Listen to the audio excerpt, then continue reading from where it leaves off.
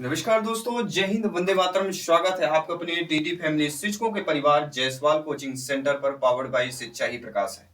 साथियों, सभी लोग जानते हैं चयन परीक्षा का इंतजार सभी को है। और चयन परीक्षा का कल हमने पहली क्लास, प्रथम क्लास जो है 7 PM पे अपलोड कर दी है। और आज जो हम लाइव क्लास करने वाले हैं एमपी टेट वर्ग 3 चयन परीक्षा 2025 में, आज जो हम यहाँ पे करेंगे आपकी सेकंड क्लास होने वाली है। सेकंड क्लास में हम आज आपको बताने वाले हैं बाल विकास की second class by Jaiswal sir. आप YouTube कहीं भी गूगल में सर्च करेंगे आपको मिल जाएगा। आज हम बाल विकास की अवधारणा और अधिगम में संबंध में कल हमने कुछ इंपॉर्टेंट टॉपिक बताए थे, इंपॉर्टेंट शब्द बताए थे कि कहाँ से प्रश्न बनते हैं, कहाँ से प्रश्न क्रिएट होते हैं। आज हम यहाँ पे टॉप 30 MCQs करेंगे और ये टॉप 30 प्रश्न वो प्रश्न रहने वाले हैं जो आपके एग्जाम में पूछे गए प्रश्न होंगे, संभावित प्रश्न होंगे आपके, चाहे एमपी टेट वर्ग 3 2022 के एग्जाम की बात करूं या 24 के एग्जाम में वो पूछे गए प्रश्नों को भी कंबाइन किया गया है।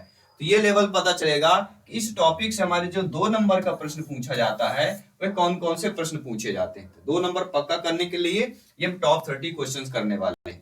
तो चलिए सभी लोग शुरुआत करते हैं। आपके स्क्रीन पर पहला प्रश्न जो दिया गया है, जो कि आप लोगों की स्क्रीन पर देखा जा सकता है, आप लोग देख भी सकते हैं। प्रश्न यहाँ पे देखिए क्या पूछा जा रहा है, सभी लोग ध्यानपूर्वक देखिएगा और सभी लोगों को कमेंट भी करना है यहाँ पे। और हम आप सभी लोगों को देखेंगे कि आज जो है आज की क्लास में 30 में से आप लोगों को कितना स्कोर आ रहा है, आप लोगों की कितनी तैयारी चल रही है, जो हमने कल पढ़ाया उसके अकॉर्डिंग देखा जाए तो प्रश्न यहाँ पे क्या दोस्तों दिया गया है, पियाजे जी के अनुसार निम्नलिखित में से अवस्था है जिसमें बालक अमूर्त संकल्पनाओं के विषय में तार्किक चिंतन आरंभ करता है। यहां सभी को लोगों को बताना है। पियाजे जी के अनुसार इसमें क्या दिया गया है, ये अमूर्त संकल्पना दे दिया गया। ये सीटेट 2011 में आया हुआ प्रश्न था इसी टॉपिक से। तो अमूर्त संकल्पना विषय में तार्किक चिंतन जो आरंभ करता है।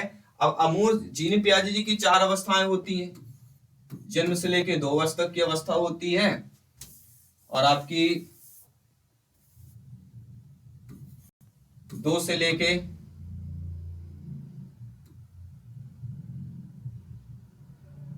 6 वर्ष तक की अवस्था, या 2 से लेके कब तक होती है, 7 तक होती है, 6 नहीं होती है, गलती नहीं करना, 2 से 7, 7 से 11 और 11 से 14। ठीक है, ये हमारी 4 अवस्थाएं होती हैं जीन पियाजे जी की। ठीक है ना, सभी लोग समझ गए। चलिए ध्यान पूर्वक यहाँ पे देखिएगा। तो हमारी पहला ऑप्शन है मूल संक्रियात्मक अवस्था जो 7 से 11 वर्ष तक की है। औपचारिक संक्रियात्मक अवस्था 11 से ऊपर वाली अवस्था हो गई। यह आपके संवेदी प्रेरक अवस्था जन्म से लेकर 2 वर्ष तक की अवस्था। यह पूर्व संक्रियात्मक अवस्था की बात करेंगे 2 से 7 वर्ष तक की अवस्था। तो मेरे सभी प्यारे मित्र, मेरे शिक्षक बंधु, मेरे ब्रदर सिस्टर एंड टीचर सभी कमेंट कीजिएगा जिनका सपना अध्यापक अध्यापिका बनना, एमपी टेट एग्जाम को फतेह करना। तो पियाजे जी के अनुसार जिस अवस्था में बालक अमूर्त संकल्पनाओं के विषय में तार्किक चिंतन जो है प्रारंभ करता है वह हमारा कहलाता है कौन सा, सभी लोग बताइए। वह हो जाएगा औपचारिक संक्रियात्मक अवस्था 11 वर्ष से ऊपर। सेकंड वाला जो ऑप्शन यहाँ पे आप लोगों को दिया गया है वह आप लोगों का सही हो जाएगा। ठीक है, सभी लोगों को समझ में आ गया है। चलिए अब बढ़ते हैं दूसरे प्रश्न की तरफ। दूसरा प्रश्न यहाँ पे बहुत ही प्यारा सा प्रश्न दिया गया है और यह प्रश्न बहुत ही प्यारा सा कह रहा है कि बच्चों में बौद्धिक विकास की 4 विशिष्ट अवस्थाओं की पहचान की गई है। ये एमपी टेट 2022 में आया हुआ है, सी टेट में आया हुआ है और यूपी टेट में भी यह प्रश्न पूछा गया है। तो बच्चों में बौद्धिक विकास की 4 विशेष अवस्थाओं की जो पहचान है किसके द्वारा की गई है, कोहलबर्ग के द्वारा, स्किनर के द्वारा, एरिक्सन के द्वारा या जीन पियाजे जी के द्वारा की गई है। तो किनके द्वारा की गई है, सभी मेरे प्यारे मित्र कमेंट करेंगे और फीडबैक करेंगे। तो बच्चों में बौद्धिक विकास की 4 विशिष्ट अवस्थाओं की जब भी बात होती है, आप सभी लोग जानते हैं हमारे जीन पियाजे जी का नाम आता है। किनका नाम आता है साथियों, आपके जीन पियाजे जी, नोट कर लीजिएगा।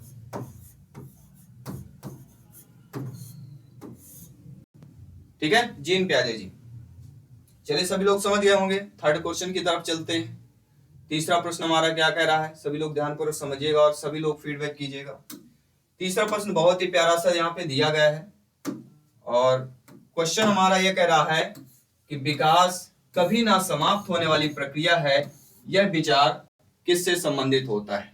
और आपको पता है कि एग्जाम में जो है स्टेटमेंट से संबंधित प्रश्न पूछे जाते हैं, आपके परिभाषाओं से संबंधित प्रश्न पूछा जाता है, और ये CTET 2011 में ये भी प्रश्न आया हुआ है। तो विकास कभी ना समाप्त होने वाली प्रक्रिया है, अंतः संबंध का सिद्धांत होगा, निरंतरता का सिद्धांत होगा, एकीकरण का सिद्धांत होगा, या अंतः क्रिया का सिद्धांत हो जाएगा। सभी कमेंट कीजिएगा। जी हाँ, सभी जयसवाल सर हाथ जोड़कर आप सभी का अभिनंदन और स्वागत करते हैं। सभी लोग कमेंट कीजिए, क्योंकि यही समय है तैयारी करने का, और कंसेप्ट वाइज करेंगे। एक दिन कंसेप्ट की क्लास करेंगे, फिर दूसरे दिन उसके एमसीक्यूज और क्वेश्चन भी करेंगे, और वो क्वेश्चन भी करेंगे जो अभी तक आपके एग्जाम में पूछे जा रहे हैं। ठीक है, तो विकास कभी ना समाप्त होने वाली प्रक्रिया है, यह विचार हमारा किससे संबंधित हो जाता है? यह विचार साथियों कभी ना समाप्त होना, मतलब कहीं ना कहीं निरंतरता की बात आती है, तो हमारा कौन सा हो जाएगा? निरंतरता के सिद्धांत से आपका संबंधित हो जाएगा। ठीक है, सभी लोग समझ गए होंगे अच्छे तरीके से। बहुत बहुत धन्यवाद सभी का इसी तरह अच्छे तरीके से समझने के लिए। अगले प्रश्न की तरफ बढ़ते हैं, फटाफट यहाँ पे हम क्वेश्चंस करेंगे सभी के लिए। अगला प्रश्न बहुत ही प्यारा सा प्रश्न है। प्यारा प्रश्न इसलिए है क्योंकि ये आपके एग्जाम में आया हुआ प्रश्न है। आपके एग्जाम में क्या प्रश्न आया हुआ था, सभी लोग ध्यानपूर्वक समझिएगा कि प्राथमिक स्तर पर एक शिक्षक में निम्न में से किसे सबसे महत्वपूर्ण विशेषता मानना चाहिए? जब आपकी नियुक्त होगी, आप लोग अध्यापक अध्यापिका बनेंगे, शिक्षक बनेंगे, तो आप ये बताइए, जब आप प्राथमिक स्तर के शिक्षक बनेंगे तो आपको लिए इनमें से किसे जो है सबसे महत्वपूर्ण विशेषता मानेंगे? पढ़ाने की उत्सुकता को, धैर्य और दृढ़ता को, शिक्षण पद्धतियों और दक्षता को, किसको मानेंगे? सभी लोग बताइए। देखिए, प्राथमिक स्तर पर अगर शिक्षक हैं और इनमें सबसे महत्वपूर्ण की अगर बात करती है तो सबसे, क्योंकि प्राथमिक लेवल के शिक्षकों के लिए सबसे इंपॉर्टेंट क्या होता है? सबसे जो इंपॉर्टेंट होता है वह आपका होता है धैर्य और दृढ़ता बनाना, क्योंकि बच्चे बार बार गलती करेंगे, आपको बार बार बताना पड़ेगा, बार बार बच्चों को समझाना पड़ेगा, तो इसमें धैर्य और साहस, धैर्य और दृढ़ता बनाना बहुत जरूरी होता है। यानी प्राथमिक स्तर पर एक शिक्षक के लिए सबसे महत्वपूर्ण विशेषता यही है कि धैर्य और दृढ़ता होनी चाहिए। इसके बाद देखते हैं अगला प्रश्न क्या कह रहा है आप लोगों का, कि निम्न में से कौन सा जो है शिक्षार्थियों में सृजनात्मकता का पोषण करता है? इनमें से कौन जो है सृजनात्मकता का पोषण करेगा? ऑप्शंस है, पढ़िएगा। अच्छी शिक्षा के लिए, व्यवहारिक मूल्यों के लिए विद्यार्थियों का शिक्षण, प्रत्येक शिक्षार्थी का अंतर्जात प्रतिभाओं का पोषण करना एवं प्रश्न करने के अवसर उपलब्ध कराना। और मैं हमेशा बताता हूं, जहां पे अवसर शब्द आता है वह अपने आप में क्या होता है? पॉजिटिव माना जाता है। अगला जो हमारा कह रहा है ऑप्शन है कि विद्यालयी जीवन के प्रारंभ में उपलब्धियों के लक्ष्यों पर बल देना और परीक्षा में अच्छे अंकों के लिए उन्हें कोचिंग देना। और एक चीज बता देता हूं, पेडागॉजी में कोचिंग शब्द क्या है? नेगेटिव है, याद रखिएगा। पॉजिटिव नेगेटिव ये दोनों चीजें आपको समझना है, क्योंकि जब आप यही समझ पाए, यही चीजें समझेंगे, तभी आपको एग्जाम को फतेह कर पाएंगे। ठीक है, तो इनमें से शिक्षार्थियों में सृजनात्मकता का पोषण कौन करेगा? तो वह आपका हो जाएगा, सभी लोग बताइए क्या होगा? सृजनात्मकता का पोषण मतलब होता है प्रत्येक शिक्षार्थी का अंतर्जात प्रतिभाओं का पोषण करना एवं प्रश्न करने के अवसर उपलब्ध कराना। अवसर क्या होता है? पॉजिटिव होता है ना, मैंने कई बार बताया। तो जहां पर भी अवसर देखिएगा पॉजिटिव देखिएगा, कोचिंग शब्द देखिएगा तो नेगेटिव देखिएगा। लेकिन विद्यालयी जीवन के लिए प्रारंभ में उपलब्धियों का लक्ष्यों पर बल देना, तो प्रारंभ में ही अगर हम प्राइमरी लेवल में लक्ष्य पर बल देंगे तो बच्चे सीख नहीं पाएंगे, तो लक्ष्य पर हमें बल नहीं देना है। ठीक है, यही पॉइंट्स हमें ध्यान देना है। अब बात करते हैं अगले प्रश्न। अगला प्रश्न साथियों, वह अवस्था जब बच्चा तार्किक रूप से वस्तुओं या घटनाओं के विषय में चिंतन प्रारंभ करता है। ये एमपी वर्ग 2 में आया हुआ प्रश्न, ध्यान रखिएगा। एमपी वर्ग 2 में पूछा गया प्रश्न है, यह अवस्था जब बच्चा तार्किक रूप से वस्तुओं और घटनाओं पर चिंतन प्रारंभ करता है, तो उसमें आपका कौन सा ऑप्शन आएगा? सभी लोग बताइए। ठीक है, चलिए सभी लोग बताइएगा। संवेदी प्रेरक अवस्था की बात हो रही है, औपचारिक संक्रियात्मक अवस्था की बात हो रही है, पूर्व संक्रियात्मक अवस्था की बात हो रही है या आपके मूल संक्रियात्मक अवस्था की बात हो रही है? किस अवस्था की यहाँ पे बात की जा रही है? वह अवस्था जब बच्चा तार्किक रूप से वस्तु, घटनाओं और चिंतन, देखिए जब कहीं भी बच्चा, बालक बालिका चिंतन का प्रारंभ करता है, क्या करता है, बालक बच्चा चिंतन को प्रारंभ करने लगता है, तो कहीं ना कहीं चिंतन प्रारंभ मतलब मूल संक्रियात्मक अवस्था। मूल संक्रियात्मक अवस्था मतलब 7 से लेके 11 वर्ष की अवस्था हमारी मूल संक्रियात्मक अवस्था कहलाती है। तो 7 से लेके 11 वर्ष की अवस्था में हमारी मूल संक्रियात्मक होगी, जिस पर बच्चा प्रारंभ करता है। अगर यहीं कहीं भी परिपक्वता शब्द दिया जाता कि बच्चा परिपक्व हो गया है या परिपक्वता की ओर बढ़ रहा है, तो कहीं ना कहीं जब परिपक्वता होता तो वह 11 से 15 वर्ष जीन पियाजे जी की चौथी अवस्था होती, औपचारिक या अमूल संक्रियात्मक अवस्था होती। ठीक है, सभी मेरे प्यारे में समझ गए? बहुत बहुत धन्यवाद सभी का। सभी ब्रदर सिस्टर एंड टीचर सभी कमेंट करते रहिएगा, फीडबैक करते रहिएगा, और लास्ट में 30 में से आप लोगों को कितना स्कोर प्राप्त हुआ है ये सभी आप लोगों को ही कमेंट करके बताना है लास्ट में। ठीक है, चलिए देख लेते हैं अगला प्रश्न यहाँ पे क्या दिया गया है। निम्नलिखित में से अवस्था में अपने समवयस्क समूह के सक्रिय सदस्य ही जाते हैं। अब सक्रिय सदस्य यहाँ पे दिया गया है, सभी लोग समझिएगा। सक्रिय सदस्य यहाँ पे ध्यानपूर्वक समझिएगा, क्या कह रहा है, वह आपका क्या है, किशोरावस्था है, प्रौढ़ावस्था है, पूर्व बाल्यावस्था है या बाल्यावस्था हो जाएगी। सभी मेरे प्यारे मित्र बताइएगा। सभी मित्रों को जय हिंद, वंदे मातरम। साथियों, कहते हैं ना कि सूरज जब डूबता है तो निकलता भी है, इसी तरह आपको अभ्यास करते रहना, सफलता जरूर मिलेगी।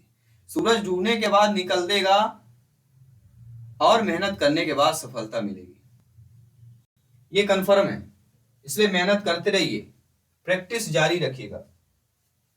इसका राइट आंसर हमारा क्या होता है, वह अवस्था जिसमें समवयस्क समूह के सक्रिय सदस्य बन जाते हैं वह हमारा कहलाता है 12 से लेके 18 वर्ष तक की अवस्था, जिसे हम क्या कहते हैं, किशोरावस्था कहते हैं। क्या कहते हैं साथियों, किशोरावस्था कहते हैं।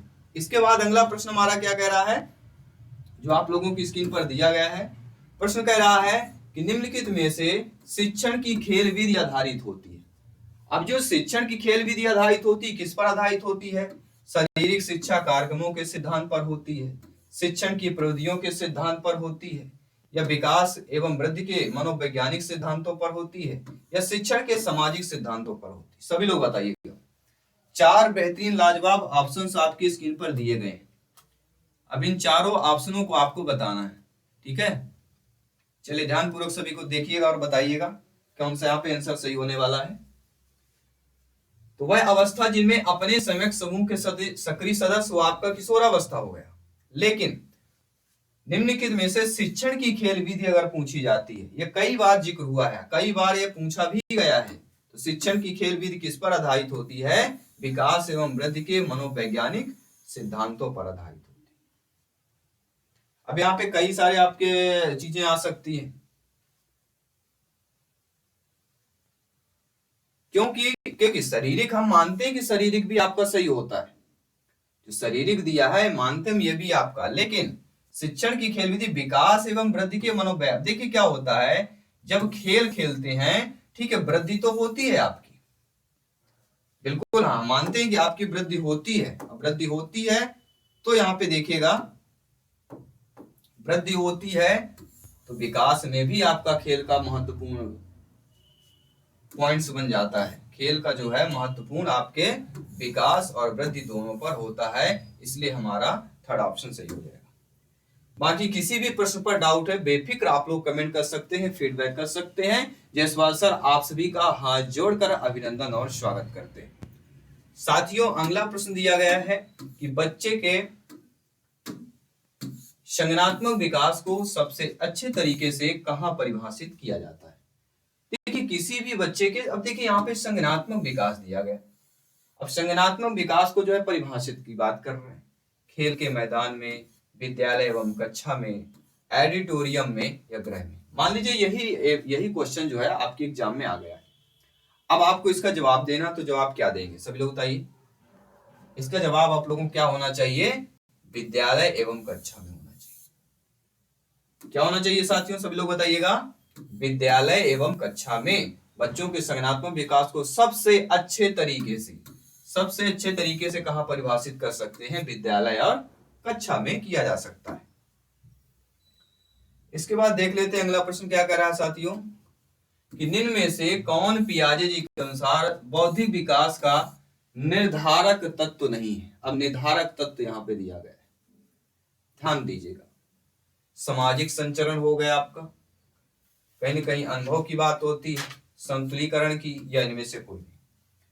सभी लोग बताइएगा, सभी लोग फीडबैक कीजिएगा अच्छे तरीके से। तो इनमें से पियाजे जी के अनुसार बौद्धिक विकास का निर्धारक तत्व नहीं है, यानी ये आपको पता होना चाहिए कि कौन कौन से निर्धारक तत्व हैं। अब इनमें से बताइए कौन कौन से हम आपके निर्धारक तत्व हो जाएंगे। देखिए, कहीं ना कहीं पियाजे जी के अनुसार अनुभव हो जाता है, संतुलीकरण होता है, तो कहीं ना सामाजिक जो संचरण होता है, क्या हो जाएगा यहाँ पे? जो आपका सामाजिक संचरण दिया गया है, ये जो है जीन पियाजे जी के अनुसार बौद्धिक विकास का निर्धारक तत्व नहीं, क्योंकि यहां पे हमारा क्या दिया गया है? बौद्धिक विकास। ठीक है, सभी लोगों को समझ में आ गया है? बहुत बहुत धन्यवाद सभी का। इसी तरह समझते रहिएगा, फीडबैक करते रहिएगा। अगला प्रश्न है, बालकों की सोच अमूर्तता अपेक्षा मूर्त अनुभवों एवं प्रत्ययों से होती है, यह अवस्था कौन सी है? देखिए, बालकों की सोच जो है अमूर्तता की अपेक्षा, अमूर्त मतलब जीन पियाजे जी की कौन सी कहलाती है? ये आपकी चतुर्थ अवस्था कहला जाती है। ठीक है, चतुर्थ अवस्था मतलब 11 से लेके 15 वर्ष तक की अवस्था कहला जाती है। और ये आपका मूर्त अनुभव, मूर्त मतलब होता है जीन पियाजे जी की तृतीय अवस्था कहला जाती है। तृतीय अवस्था मतलब 7 से लेके आपकी 11 वर्ष तक की अवस्था कहला जाएगी। ठीक है, तो बालकों की सोच अमूर्तता की अपेक्षा मूर्त अनुभव से होती है वह अवस्था।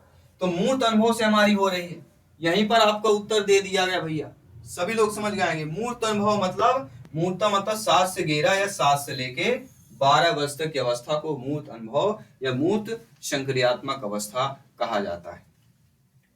इसके साथ हम बात करेंगे अगले प्रश्न की। अगला प्रश्न भी आप लोगों की स्क्रीन पर आ चुका है। क्या प्रश्न यहाँ पे दिया गया है? सभी लोग ध्यानपूर्वक देखिएगा और समझिएगा।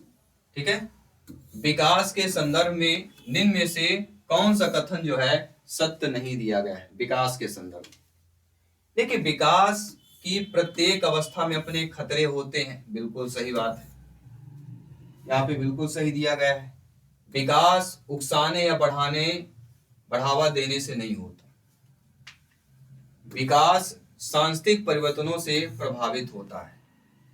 विकास की प्रत्येक अवस्था की अपनी विशेषता होती है। अब देखिए, विकास की प्रत्येक अवस्था में अपने खतरे होते हैं और अपनी विशेषता होती है। इन दोनों पॉइंट्स को ध्यानपूर्वक देखिए और समझिए। तो कहीं ना कहीं हमें दोनों पॉइंट्स हमें क्या लगे? पॉजिटिव लग रहे हैं।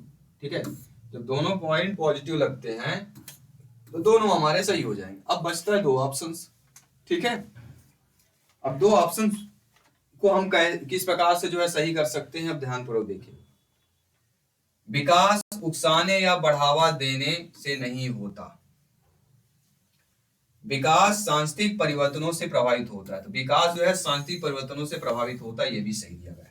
जब हमारे 1 2 3 ऑप्शन सही दिए गए हैं तो चौथा ऑप्शन नहीं होगा, ये ऑलरेडी निकल आता है। ऐसे कंफ्यूजन में यही करना चाहिए। अकॉर्डिंग टू क्वेश्चंस हमारा कौन सा आंसर सही हो जाएगा, सभी लोग बताइएगा, वह होगा सेकंड ऑप्शन। इसके बाद क्या प्रश्न कह रहा है, ध्यानपूर्वक समझिएगा कि निम्नलिखित में से कौन सा विकासात्मक कार्य उत्तर बाल्यावस्था के लिए उपयुक्त नहीं होता।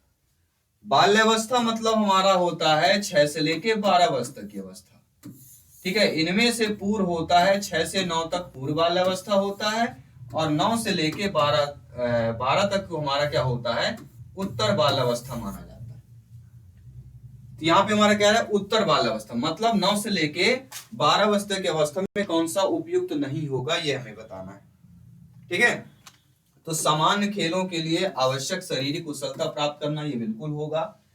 पुरोचित या सोचित सामाजिक भूमिकाओं को प्राप्त करना, तो देखिए, पुरुषोचित और स्त्रीयोचित सामाजिक भूमिका को प्राप्त करना, यह उत्तर बाल्यावस्था का उपयुक्त यहाँ पे नहीं होगा, विकासात्मक। बाकी व्यक्तित्व आत्मनिर्भरता प्राप्त करना ही होता है। अपने हम उम्र रहना या सीखना, अक्सर देखते होंगे बाल्यावस्था में अपनी उम्र के साथ बच्चे खेलते हैं, हो सकता है सोते भी हैं, रहना पसंद करते हैं, स्कूल में भी ऐसा करते हैं। तो सारी बातें यहाँ पे आपके सही दी गई है, केवल एक बात को छोड़कर। वह बात क्या है? Second option according to question, ये बाल्यावस्था के लिए उपयुक्त नहीं होगा, विकासात्मक कार्य के लिए बाकी सारे उपयुक्त हो जाएंगे। ठीक है, चलिए अगला प्रश्न देख लेते हैं। सभी लोग कमेंट कीजिएगा, फीडबैक कीजिएगा। सभी मित्रों को जय हिंद, वंदे मातरम। साथियों, आपका प्रत्येक कमेंट, फीडबैक सर्वोपरि है, सम्मान है। और जायसवाल सर आप सभी का अभिनंदन और स्वागत करते हैं। तो सभी लोग जो है ध्यानपूर्वक समझिएगा और सभी लोगों को जो है फीडबैक करना है, ध्यान रखिएगा। ठीक है, चलिए आइए बात कर लेते हैं, अगले प्रश्न की तरफ चलते हैं। अगला प्रश्न कह रहा है विकास का अर्थ क्या होता है? परिवर्तनों की उत्तरोत्तर श्रृंखला होती है। अभिप्रेरणा एवं अनुभवों के फलस्वरूप परिवर्तनों की उत्तरोत्तर श्रृंखला होती है। अभिप्रेरणा एवं अनुभव के फलस्वरूप परिवर्तनों की उत्तरोत्तर श्रृंखला होती है, या परिपक्वता एवं अनुभव के फलस्वरूप परिवर्तन की उत्तरोत्तर श्रृंखला होती है? सभी बताइए। देखिए, हम सभी लोग जानते हैं, समझते हैं, आप सभी लोग ज्ञानी सर्व व्याख्याता लोग हैं, भावी अध्यापक अध्यापिकाएं हैं, आप बेहतर तरीके से जानते समझते हैं। तो विकास का अर्थ यहाँ पे पूछा जा रहा है, तो विकास का अर्थ कहीं ना कहीं आप जानते हैं। क्या जानते हैं? विकास का अर्थ जो होता है वह परिपक्वता एवं अनुभव के फलस्वरूप परिवर्तनों की उत्तरोत्तर श्रृंखला होती है। पहले क्या है, आपके अंदर परिपक्वता आएगी। परिपक्वता कैसे आएगी? आपने कहीं ना कहीं अनुभव आपको लिया होगा, अनुभव मिला होगा, इसके फलस्वरूप परिवर्तन की उत्तरोत्तर श्रृंखला को ही विकास कहते हैं। तो विकास की परिभाषा आपने जान ली, समझ ली। इसके बाद कहते हैं, अगला प्रश्न है खिलौने की आयु बताइए। बहुत ही सिंपल साधारण प्रश्न। खिलौने की आयु किसको बोला जाता है? वैसे कहा जाए तो खिलौना की आयु बाल्यावस्था को बोला जाता है। अब जब बाल्यावस्था में पूर्व बाल्यावस्था, उत्तर बाल्यावस्था, शैशवावस्था दे दिया जाए, तब कहीं ना कहीं थोड़ा बहुत कंफ्यूजन आ ही जाता है। अब उस कंफ्यूजन को हमें क्या करना है? दूर करना है। जब हम इस कंफ्यूजन को दूर करेंगे तो क्या चीजें करने पड़ेगा? खिलौने की आयु मतलब बाल्यावस्था जो होती है वह 6 से लेके 12 वर्ष तक की अवस्था होती है। अब 6 से लेके 12 वर्ष तक की अवस्था में हमने क्या बताया था? 6 से 9 क्या होता है? पूर्व बाल्यावस्था होता है, और 9 से 12 क्या होता है? हमारा उत्तर बाल्यावस्था होता है। तो खिलौने की आयु क्या हो जाएगी हमारी? यहाँ पे सभी लोग बताइएगा, कौन सी अवस्था कहला जाएगी? तो खिलौने की आयु हमारी 6 से 9 वर्ष तक की अवस्था। तो 6 से लेके 9 वर्ष तक की अवस्था को हम क्या कहते हैं? पूर्व बाल्यावस्था कहा जाता है। क्या कहा जाता है? पूर्व बाल्यावस्था।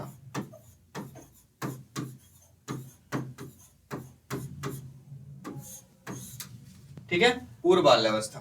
पूर्व बाल्यावस्था मतलब यहाँ पे पहला ऑप्शन जो दिया गया है वह आप लोगों का सही हो जाएगा। इसके बाद अगले प्रश्न की तरफ बढ़ते हैं। अगला प्रश्न आप लोगों का क्या कह रहा है, देखिएगा, ध्यानपूर्वक समझिएगा। अगला प्रश्न बहुत अच्छा दिएगा, विकास शब्द में निहित होता है। देखिए, जो विकास शब्द है वो किसमें निहित होगा? सभी लोग बताइएगा। विकास शब्द किसमें निहित होता है? केवल संरचनात्मक बदलाव में, केवल प्रक्रियात्मक बदलाव में होता है, या दोनों संरचनात्मक प्रक्रियात्मक दोनों बदलाव में होगा, या इनमें से कोई नहीं होगा? सभी लोग बताइए। विकास शब्द में क्या निहित होता है? विकास शब्द में जो आपका निहित होता है वह होता है दोनों, संरचनात्मक और प्रक्रियात्मक दोनों बदलाव आपके निहित हो जाते हैं। इसी के साथ अगला प्रश्न यहाँ पे दिया गया है आप लोगों का। अगला प्रश्न है विकास के विषय में सही वक्तव्य चुनना है। विकास के विषय में सही वक्तव्य चुनना है कि विकास एक दिशीय और एक आयामी होता है। क्या सही दिया गया? सभी लोग बताइए। विकास एक दिशीय या एक आयामी होता है? सभी लोग बताइए। विकास एक दिशीय और एक आयामी होता है, विकास परिवर्तनीय होता है, विकास पूर्ण रूप से अनुवांशिकता से योजनाबद्ध होता है, यह सभी व्यक्ति एक ही आयु और गति से विकास के पड़ावों को प्राप्त करते हैं। तो मेरे प्यारे मित्रों, आप सभी लोग जानते समझते हैं कि विकास के जो वक्तव्य हमारा सही हो जाता है, विकास का वक्तव्य होता है, क्या होता है? सभी बताइएगा। विकास परिवर्तनीय होता है। भाई जब परिवर्तन होगा तभी तो विकास माना जाएगा, यानी परिवर्तन हो रहा है मतलब समझिए विकास हो रहा है। इसके बाद अगला प्रश्न देख लेते हैं। विकासात्मक परिवर्तन किसे बोलेंगे? सभी सांस्कृतिक या सभी संस्कृतियों या संस्कृतियों के बच्चों में सार्वभौमिक गति से होते हैं, मध्य बाल्यावस्था तक बहुत तेज गति से होते हैं और फिर रुक जाते हैं, हमेशा एक रैखिक तरीके से होते हैं और एक आयामी होते हैं, या वंशानुगत कारकों और पर्यावरणीय प्रभावों की परस्पर क्रिया की बात होती है। सभी लोग बताइए। देखिए विकासात्मक जो परिवर्तन होता है, विकासात्मक परिवर्तन आपका वंशानुगत कारकों और पर्यावरणीय प्रभावों के परस्पर की क्रिया होती है। वंशानुगत जो हमारे माता पिता बब्बा से मिला हुआ है, और जो हाँ पर्यावरण प्रभाव मतलब जहां हम रहते हैं। देखिए जब अच्छा वातावरण होगा वहां रहेंगे तो कहीं ना कहीं हमारी पॉजिटिविटी जो होती है, ठीक है, सकारात्मकता होती है, वो हमारे अंदर आती है। हमारे तरफ से चारों तरफ साफ सफाई होगी तो हमें अच्छा महसूस होगा। वहीं गंदगी होगी तो हमारे मन में भी गंदे विचार आते हैं, गंदगी होती है। इसलिए हमेशा अपने आसपास की साफ सफाई बनाए रखना चाहिए, पेड़ पौधे लगाना चाहिए ताकि स्वच्छ ऑक्सीजन आप सभी को मिल सके। इसके बाद जो अगला प्रश्न दिया गया है साथियों, बहुत ही अच्छा प्रश्न यहाँ पे दिया गया है, ध्यानपूर्वक समझिएगा और फीडबैक कीजिएगा। विकास में वृद्धि से तात्पर्य क्या होता है? विकास में वृद्धि से तात्पर्य ज्ञान में वृद्धि, संवेग में वृद्धि, या वजन में वृद्धि, या आकार, सोच, समझ और कौशल में वृद्धि। ये एमपी टेट 2024 में आया हुआ प्रश्न है, ध्यान रखिए। एमपी टेट 2024 में आया हुआ प्रश्न है। समझे बताइए विकास में वृद्धि से तात्पर्य क्या होता है? विकास में वृद्धि से तात्पर्य होता है आपके आकार, सोच, समझ और कौशल में वृद्धि से तात्पर्य होता है। ठीक है, सभी लोग समझ गए होंगे। क्योंकि यहां पर देखें फ्रैंक के अनुसार जो दिया गया है, फ्रैंक ने क्या बोला है? फ्रैंक के अनुसार देखते हैं, अगर समझते हैं, यहां पे देखिएगा, समझिएगा थोड़ा सा। फ्रैंक के अनुसार अभिवृद्धि से तात्पर्य कोशिकाओं में होने वाली वृद्धियों से होता है, जैसे कि लंबाई और भार में वृद्धि, जबकि विकास का तात्पर्य प्राणी में होने वाले संपूर्ण परिवर्तन से होता है। सभी लोग समझ गए ना कि अभिवृद्धि से तात्पर्य क्या होता है? कोशिका, अगर कोशिका में वृद्धि हो रही है तो वह अभिवृद्धि कहलाएगी, अगर लंबाई और भार में वृद्धि हो रही है तो वह विकास कहलाएगा। चलिए सभी लोग कमेंट कीजिएगा, बहुत ही अच्छा आप सभी लोगों का, इसी तरह कमेंट करते रहिए, तैयारी जारी रखिए, क्योंकि वो दिन दूर नहीं है जहां आपको सिलेक्शन मिलने वाला है। सिलेक्शन के बाद आप लोगों के अंदर खुशी होगी, जब आपको सिलेक्शन मिलेगा तो मुझे भी खुशी होगी। ठीक है, निम्नलिखित में से कौन विकास के व्यापक आयामों की सही पहचान करता है? अब देखिए विकास के व्यापक आयामों की सही पहचान करना, ये ध्यान रखिए।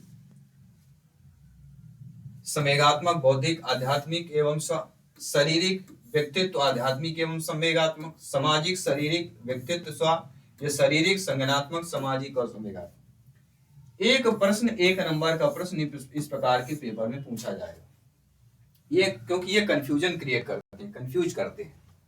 तो विकास के व्यापक आयामों की सही पहचान किसके द्वारा हम कर सकते हैं? पहला होता है शारीरिक, शारीरिक के बाद होता है संज्ञानात्मक, और संज्ञानात्मक के बाद होता है सामाजिक, और फिर संवेगात्मक।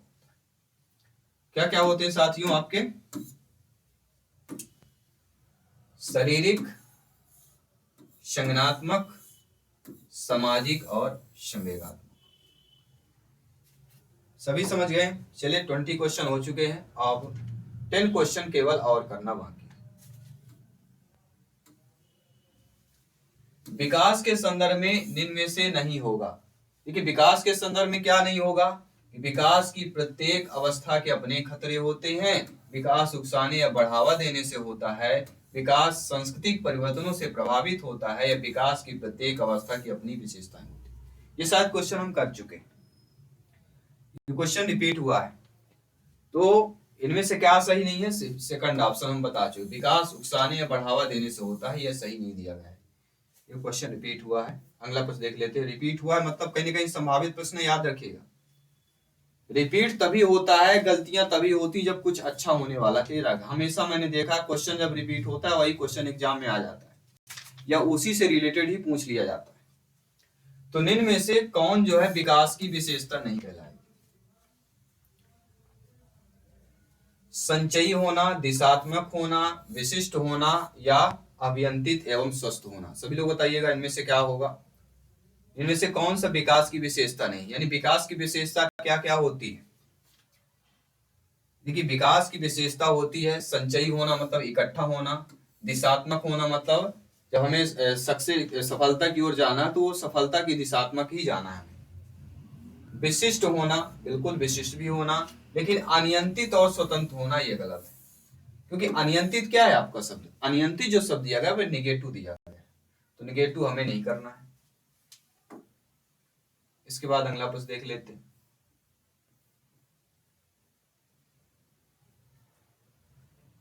अगला प्रश्न आपके स्क्रीन पर दिया गया है कि निम्नलिखित सूची में से बाल विकास में गुणात्मक परिवर्तन की पहचान करना। यह एमपी टेट 6वीं से 8वीं मतलब वर्ग 2 में आया हुआ प्रश्न है। 28 फरवरी 2019 को मॉर्निंग शिफ्ट में यह प्रश्न पूछा गया था कि निम्नलिखित सूची में बाल विकास के गुणात्मक परिवर्तन बताइए। तो बाल विकास के गुणात्मक परिवर्तन की अगर बात आती है तो क्या हो जाएगा? गुणात्मक परिवर्तन किस में होता है? वजन में, बाल में, दृष्टि में या दांत में? सभी लोग बताइए। बाल विकास में गुणात्मक जो परिवर्तन आता है वो किस में आता है? वजन, बाल, दांत, कहीं ना कहीं दृष्टि। दृष्टि आपको इनमें से अलग दिख रही है या डिफरेंट आपको लग रहा होगा।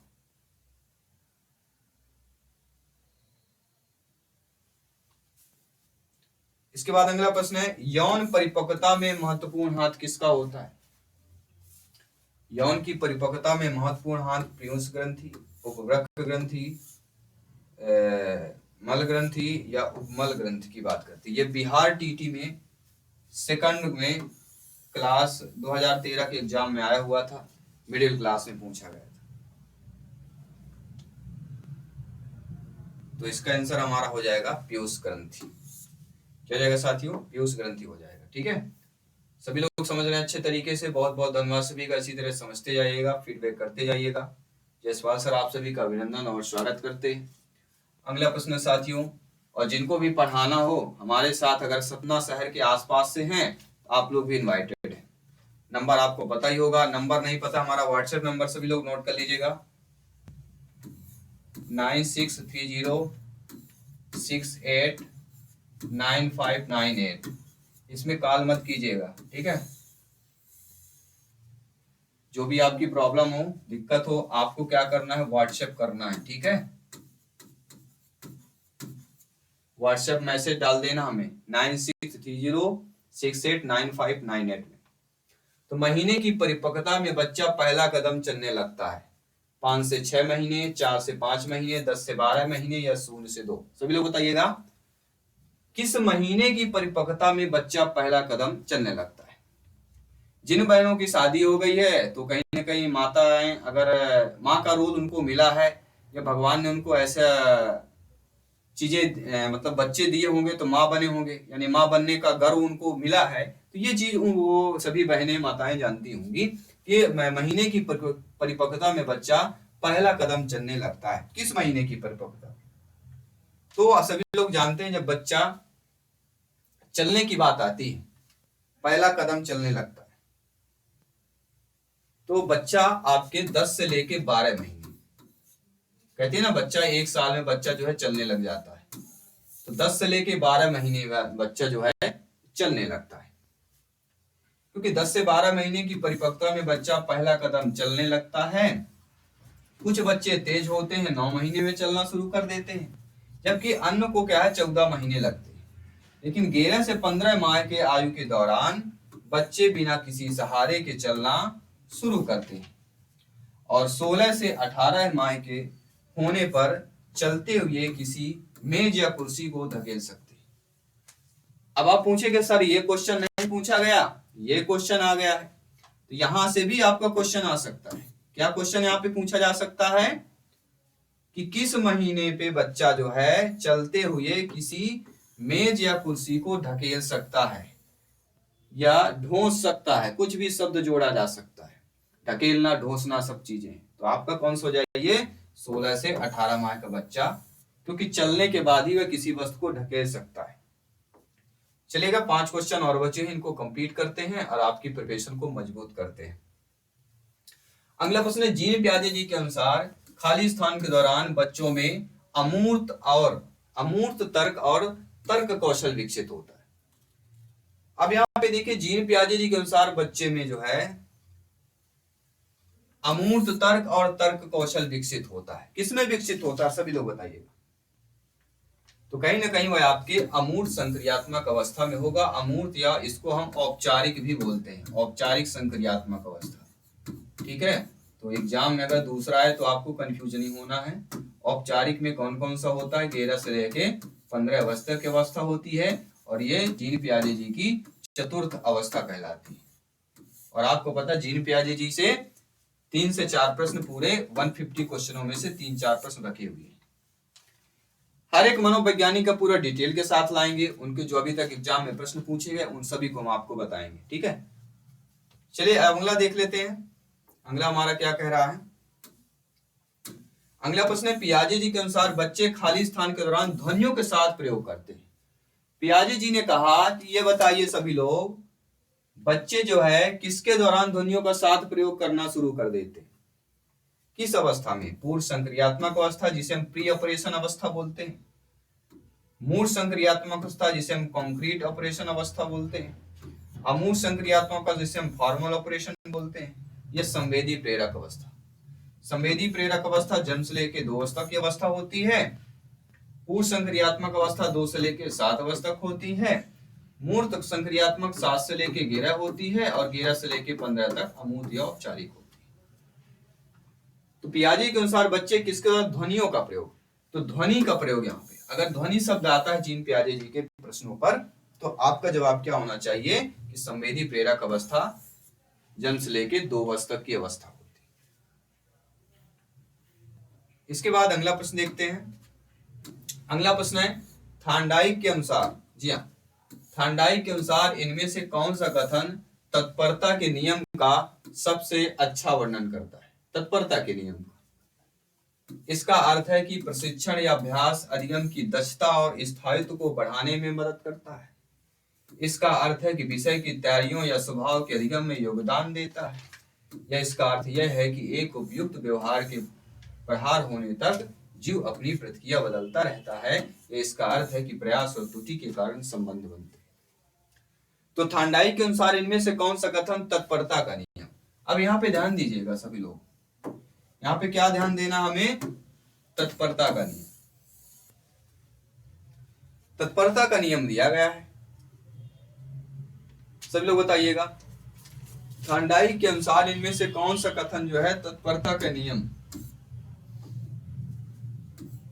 तत्परता के नियम का सबसे अच्छा वर्णन करेगा? तत्परता के नियम का अर्थ है कि प्रशिक्षण या अभ्यास अधिगम की दक्षता और स्थायित्व में बढ़ाने को मदद करता है। इसका अर्थ है कि विषय की तैयारी या स्वभाव अधिगम में योगदान देता है। या इसका अर्थ है कि एक उपयुक्त व्यवहार के प्रहार होने तक जीव अपनी प्रतिक्रिया बदलता है। या इसका अर्थ है कि प्रयास और त्रुटि के कारण संबंध बनते हैं। यह प्रश्न संभावित प्रश्न है 2025 के चयन परीक्षा में। इसका आंसर आपको कमेंट करके बताना है। इसके आंसर से आप लोगों को क्या पता चल जाएगा कि आप लोगों की तैयारी कितनी क्या चल रही है। इसका आंसर कमेंट करना है, क्योंकि ये क्वेश्चन आने वाला है, रखा हुआ है 1 नंबर का। आप सोचिए 1 नंबर पक्का करना है, और 1 नंबर की कीमत वो जानते हैं जो 75 से 74 में रह जाते हैं, 90 से 89 में रह जाते हैं। इसलिए ध्यानपूर्वक इस क्वेश्चन का फीडबैक कीजिएगा। चलिए अगला प्रश्न देखते हैं। अगला प्रश्न हमारा क्या कह रहा है, ठीक है, 2 प्रश्न हुए हैं, यहाँ पे बचे हुए हैं, ध्यानपूर्वक देखिएगा। ये हमारा 30 लिखा हुआ, 30 नंबर का क्वेश्चन है।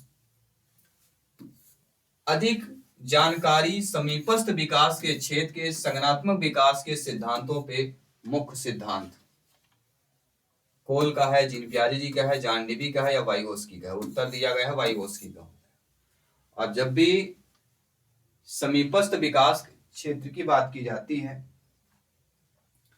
तो आप सभी लोग जानते हैं, अगला है कार, संगीत सीखना, कविता या गणितीय तालिका आदि को याद रखने के लिए कई बार अभ्यास और विभिन्न कार्यों तथा संचालनों की पुनरावृत्ति की आवश्यकता होती है।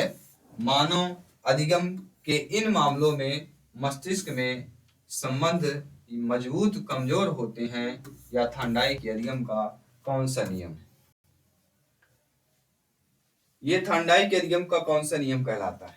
तो ये थांडाई के अधिगम का सभी लोग जानते हैं अभ्यास का नियम कहलाता है, क्योंकि हमारे प्रश्न पर ही उत्तर दिया गया है। देखिएगा हमारे प्रश्न पर ही उत्तर दिया गया है।